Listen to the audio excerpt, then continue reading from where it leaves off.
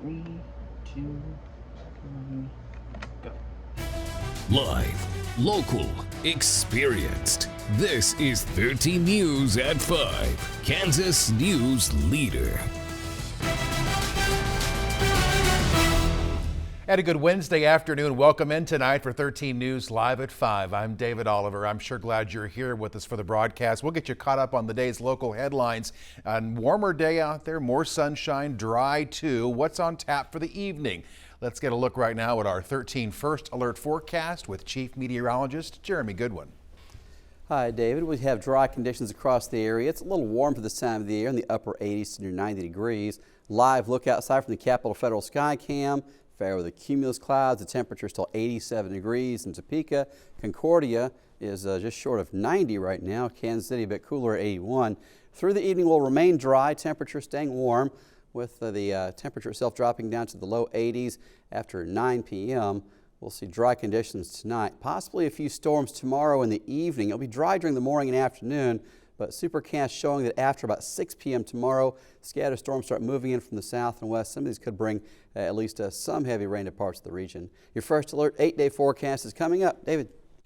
Jeremy, thanks. In our news headlines now at 5, an investigation is underway into some allegations of mistreatment involving an inmate at the Topeka Correctional Facility. Posts circulating on social media and sent to 13 News claim that an inmate convicted of rape was made to crawl when she asked for some medical attention, and the inmate was allegedly treated so severely that she was hospitalized for several broken bones. Well, 3 officers were named in the allegations, but no arrests have been made. However, an investigation has been launched there. We'll let you know what the outcome may be. Vale has given us an update now on its latest COVID numbers, and the number of COVID cases in staff is actually higher than the COVID patients they have at the facility right now. This morning in the COVID status report, Dr. Cliff Jones, Vice President of Subspecialty Medicine there at Vale, said this week there are 7 active COVID cases. An average is about 5 to 10 a week. He also says Stormont had 1 case recently of RSV. On the other hand, he talked about the fact that at the beginning of September, Stormont had 20 staff members who were out with COVID. This week, that number is down to between 10 and 12. Jones also says Stormont does not plan to bring back universal masking yet, or as of now. He spoke about the order in which you may want to get the vaccines if you so choose. The recommendation is that you can co-administer. If you can use different sites, it's okay. But I don't see any reason why you couldn't co-administer all 3 of those. The recommendation for RSV is you can co-administer with other vaccines. In addition, if we are talking about specifically the COVID updated vaccine and influenza vaccine, even since last year or before that, they said you can co-administer those vaccines together. The updated COVID-19 vaccine is available right now at Walgreens and CVS. Dr. Dana Hawkinson there, who you just heard with the University of Kansas Health System, says the RSV vaccine has taken 40+ years to develop and hopes it's available to Kansans very soon. And with the flu season now right around the corner, Vale and the VA are hosting some vaccine drive-through clinics. Health workers are hoping to avoid that triple whammy of viruses we saw last fall with the flu, COVID, and RSV. Vale is hosting its usual drive-through flu shot clinic 9 a.m. to 3 p.m. this Thursday, so tomorrow, in its surgery parking garage at Southwest 10th and Garfield. The clinics are for Cotton O'Neill patients aged 19 and older who have previously had the influenza vaccine. Topeka's Colmarie O'Neill VA Medical Centers also started its drive-through clinics as of this week. They're available 7 a.m. to 1 p.m. Through Friday in the Circle Drive outside Building 3. The vaccines are free for eligible veterans, and we have more information on who should get the vaccine on our website. Silver Lake schools are looking tonight to make some improvements, perhaps in the coming years. A bond question for USD 372 is going to be up for vote November 7th as the district looks to make some improvements to facilities at its schools. The bond is requesting a $16.3 million amount that would focus on areas for things like the library, science labs, robotics, and some kitchen renovations. If the bond is approved, the average homeowner would see a property tax increase of a little under $65 per year. These buildings were built the buildings were built to mirror society at the time. And today, as our students are leaving us, they're engaging in a different society. They're engaging in a different environment, a workforce environment. And so we need to be able to mimic a little bit more the environments that our kids are going to face. In fact, the Silver Lake District has an informational meeting so voters can ask questions happening tonight. That will take place at 6 p.m. at the Silver Lake High School.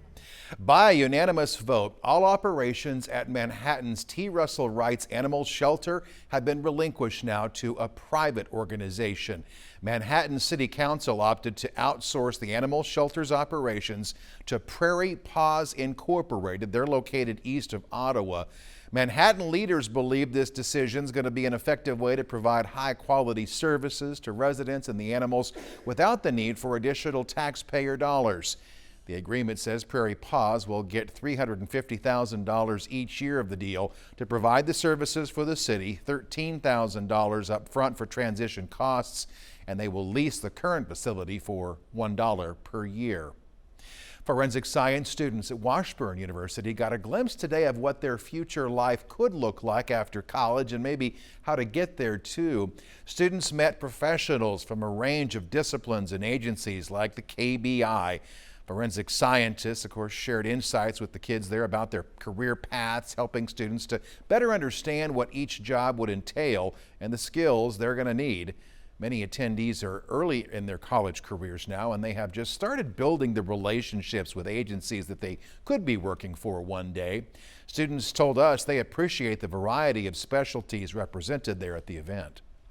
There's so much that you can do within forensic science, so getting to hear from all the different kinds of parts, it basically just shows you their day-to-day life, you know, what you can expect after college and just the insane amount of things that you can do, because there's not just one path. When studying forensic investigations, there's hundreds that you can take, and so just learning from them and kind of what they studied and everything like that just kind of gets you more prepared after college. This is all happening in honor of National Forensic Science Week, which seeks to acknowledge, promote, and advance that field. House Republicans called U.S. Attorney General Merrick Garland to Capitol Hill today for an oversight hearing on the Department of Justice. But the hearing became a back and forth about GOP claims that the DOJ has become a tool for President Biden used to attack his political opponents. Natalie Brand has more tonight for us from Capitol Hill.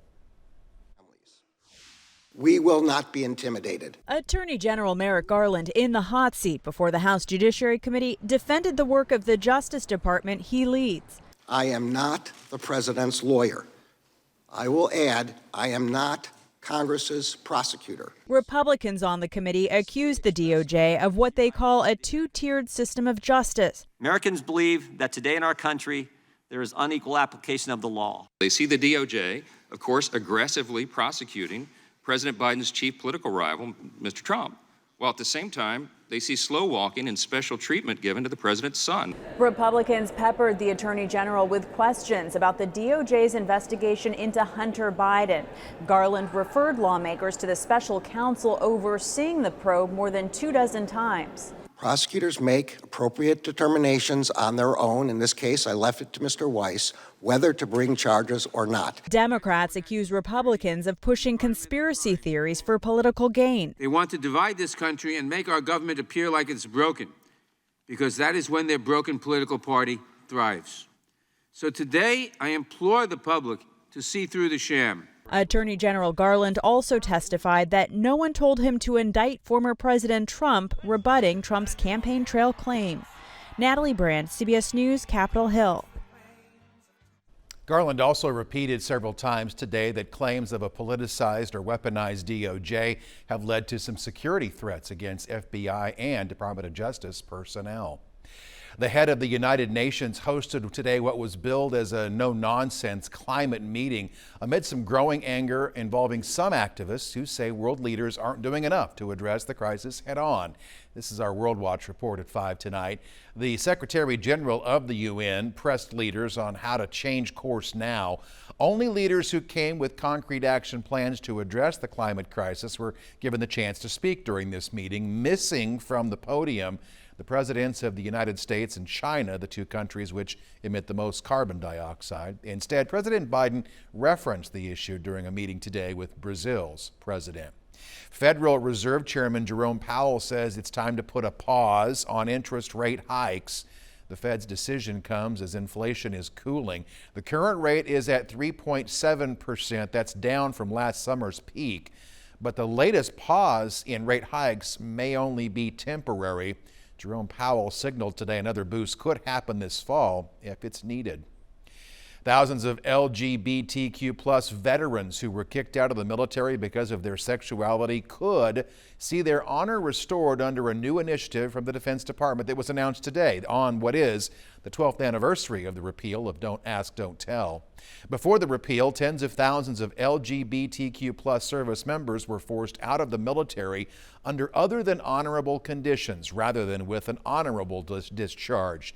The Defense Department plans to conduct a review now of veterans' records who served under Don't Ask, Don't Tell for a possible recommendation of a discharge upgrade. Turnpike travelers have a new option for eating near Topeka. We're going to show you more on that next here on your News at 5. Also ahead, we're going to catch up with a Manhattan author who's using colorful graphics and fun characters to encourage young kids to read. And later. Falling is a major health danger for older Americans, but there are ways to reduce the risk. I'm Bradley Blackburn with the steps to take before an accident happens.